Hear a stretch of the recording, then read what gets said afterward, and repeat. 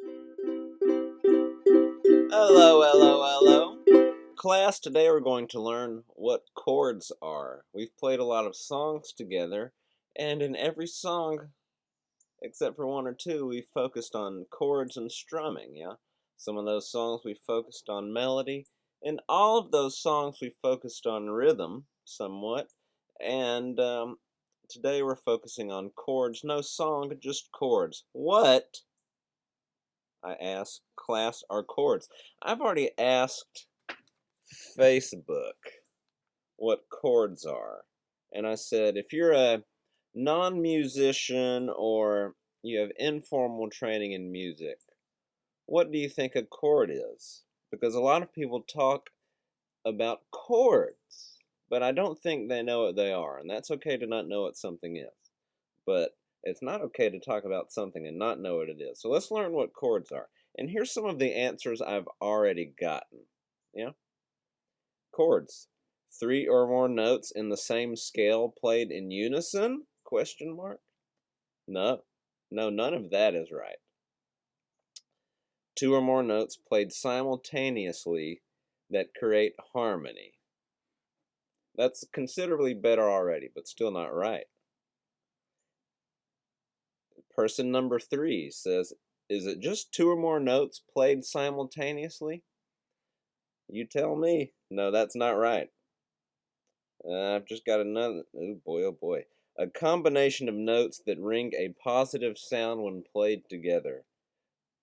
That's the worst answer so far. Okay, and let's talk about what a chord is, and then I'm going to revisit those, and we'll explain why that's not right. Yeah. Okay, a chord is two or more notes. That's part one. Two or more notes. Part two, that make sound at the same time. Make sound at the same time. Two or more notes that make sound at the same time. Here's part three, that make sense in context. And that last part of the definition, make sense in context, is the artistic portion of the definition. And that's where human creativity comes in. I've got mosquitoes. Two or more notes make sound together, make sense in context. Okay. Two or more notes, right? You've got four strings on the ukulele, so you might be asking yourself, well, Andrew, when I play my C chord, am I not playing four notes? Maybe.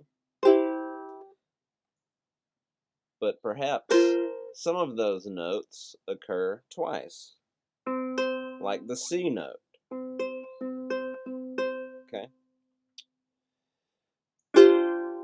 Make sound at the same time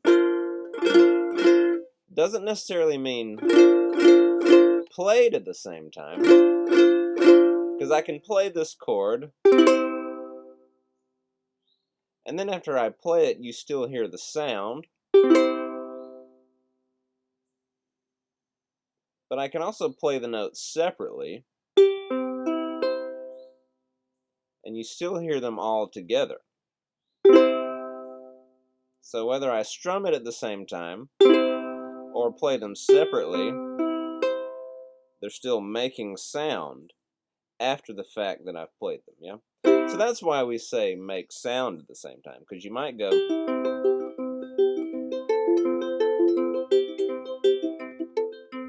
but you might go, and you're making sound, okay? And make sense in context. Woo! See, that's the part of the definition that takes a long time to get into, and that's what we're going to start talking about. But we have to first, to understand context, we have to understand the musical alphabet. A, B, C, D, E, F, G, right? These are the letters of the musical alphabet. A, B, C, D, E, F, G. And after you get to G, you start over at A and you keep going all the way. Or you go A, B, C, D, E, F, G, A, B, C, D, E, F, G, A, B, C, D, E, F, G, okay? I hope that makes sense. So we don't go all the way to Z, we go to G and we start over. So if you picture a keyboard, right, you've seen the combination of black and white keys on the keyboard, and then you've probably noticed that the pattern repeats and it starts over, right? Well, that's just the letters, and then the pattern repeats from A to G and repeating, yeah? Well, your ukulele is just the same. All those notes are on here, A through G, and then once you get to the end of the line, you start over, yeah? For instance, this string is G, this note is A, right? So G, then A, because where do you go after G? A. B, C, D, you see what I'm saying? E, F, G, and then I'm out of notes on this string, but if I could keep going, it'd be A, right? Or, here's a different string, E, F, G, A, B, C, D, E, and then that's the end of that string. Okay, very good. So A, B, C, D, E, F, G, okay? We're going to look at a bunch of chords and then talk about what they are. This is as you can see, probably it's a see-through paper, and I've written on the back of it. Okay, let's look at these chords. C.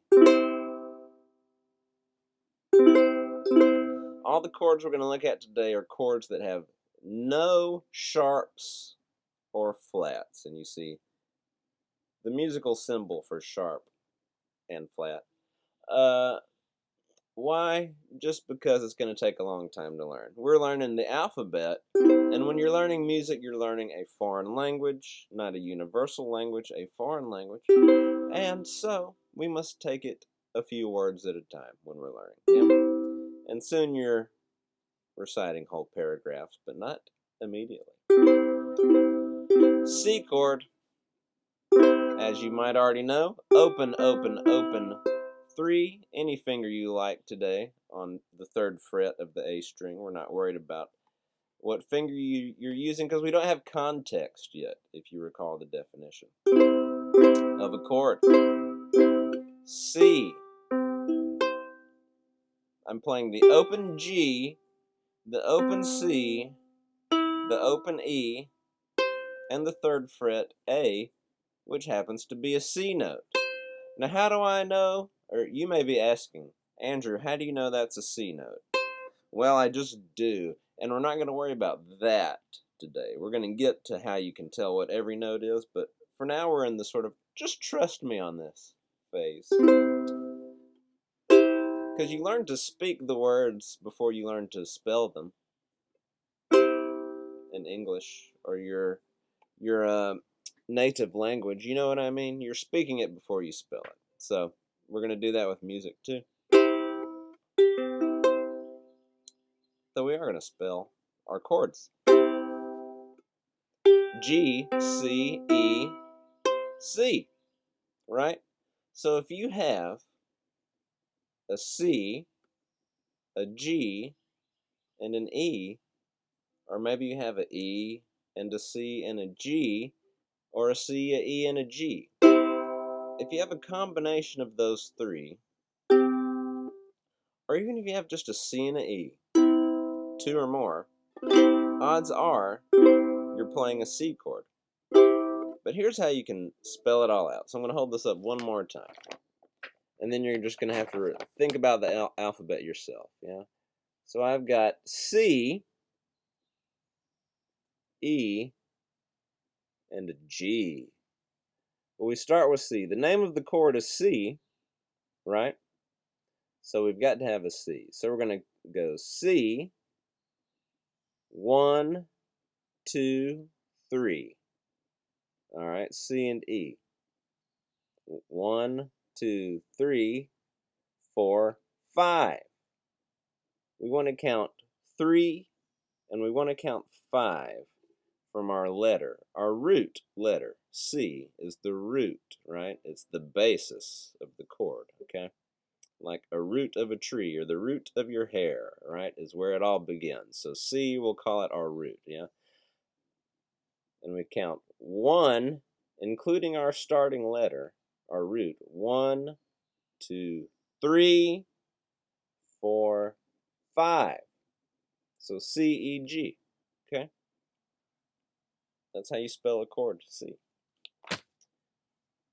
All right. Let's look at all of our major chords first that I have on my list. F.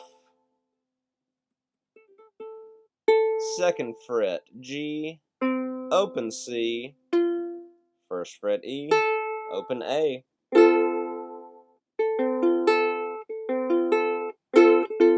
I have an open C and an open A. My middle finger is also holding down an A note, and my index is holding down an F note. Obviously, there's an F. Let's count it one more time. I'm going to hold up the paper for you. F. 1, 2, 3. We go back here, right? A is 3, 4, 5. F, A, C. How about G?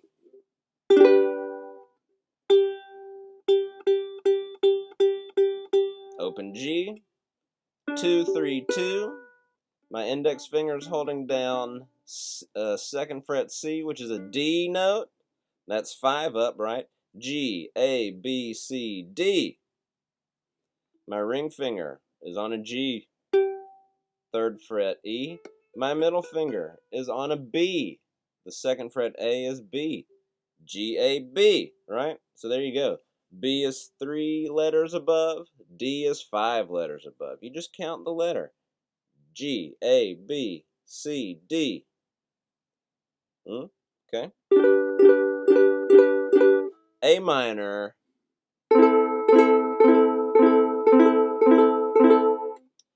2nd fret, G. That's an A note. Then open C, open E, open A. A, B, A, B, C, D, E. So you've got a C, and an E, right? And that's what we've got. You can see it in the open strings. Open C, open E, open A. E minor. Open G. 4th fret C, that's an E note. Open E, that's an E note. 2nd fret A, that's still a B note. So I've got E, F, G, A, B, right? E, G, B. E minor. D minor. This one's a little harder to play. 2nd fret G with the middle finger, that's an A note. 2nd fret C with the ring finger, that's a D note. 1st fret E with the index finger, that's an F note. Open A. What letters did I say? D, E, F, G, A. D, F, A. That's a D minor.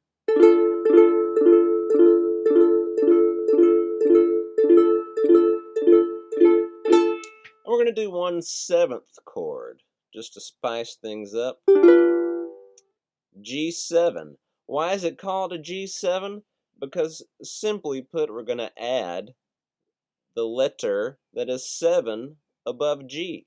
So we already have 1, 3, 5, and why not do another one? You add 7, so you skip the same number of letters, right? So what would that letter be? Can you tell me? What is 7 above G?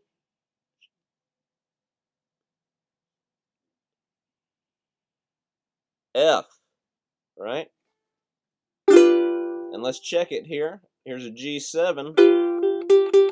Open G is a G note, obviously. 2nd fret C is a D note. 1st fret E is an F note. And 2nd fret A is a B note. Right, so G is 1. D is 5. Ooh, F is 7. And B is 3. Fascinating. So there we have it. That's our intro to what chords are. We're not done by any stretch. And I'm not going to do this back to back every week, but we'll have a What Are Chords Part 2 coming up soon. And we'll just introduce the sharps and flats, and that'll make us have to get a little bit better at spelling, because I did just the easy thing where if you're looking at the piano, today we just did the white keys, and those are all sort of level when you're playing piano.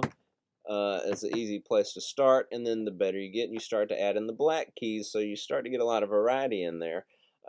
So next time, that's what we'll do. We'll talk about those 5 other notes, the sharps and flats, and a little bit more about context as well. Yeah. So I hope you learned something here. Practice these chords: C, F, G, A minor, D minor, E minor, G7, and when you play them, practice spelling them out loud. So you sit there and say, all right, Mom, here's a A minor, and the notes of an A minor are A, C, and E. Andrew taught me to spell. So good luck with your chords. I'm curious to know if I've got any more Facebook answers on what chords are. Oh my, do I. Well, so I got a GIF there. Got a few likes. According to who, that's a pun. Technically, a chord is 2 or more notes played together regardless of a harmonic relationship. They're right about 2 or more notes. They're wrong about played together. Remember, it's just a technical thing there. They make sound at the same time, regardless of harmonic relationship. No, the harmonic relationship is something to regard. Yeah. Some other guy says 3 or more notes of a different pitch class. Now they're trying to get too technical. Played in unison create a chord. Wrong. 2 or more notes. It could be 3. I mean, they're right when they say it could be 3, but it could be 5 or 9 or 12. 2 or more. It could be 2. It could be 70. Of a different pitch class. Sure. That's context. And we're getting there. Played in unison. Again, they just need to make sound at the same time. So, okay, 2 or more notes that make sound at the same time, that make sense in context, is a chord. This is a favorite subject of mine, chords and melody. And again, there's only so many subjects in music: chords, rhythm, harmony, and melody. That's really it. And then context is what you make with it. So enjoy what you've learned today. More coming up soon. Thanks a lot.